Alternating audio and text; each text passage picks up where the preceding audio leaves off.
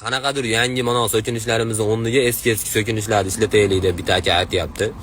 Qanaqa so'kinishlarimiz bor aka desam, Makkaga imom bo'yur, uying bug'doyga to'lgur degan so'kinishlar bo'lgan, shularni ishlatsak bo'ladi deyapti. Endi tasavvur qilinglar.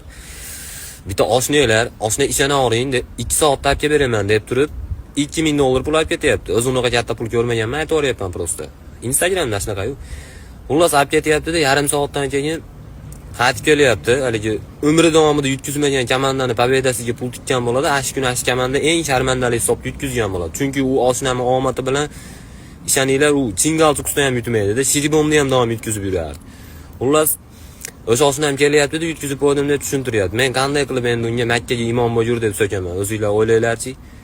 Agar menga kimdir Makkaga imom bo'yur deb so'ysa, qaysidir chichib qo'ygan ishimga, men u ishni yana qilaman. Meni faxriyonligimga ham unaqa yaxshi narsa yozib berishmagan shu paytgacha. O'zimiz so'kinishlar yaxshi akalar.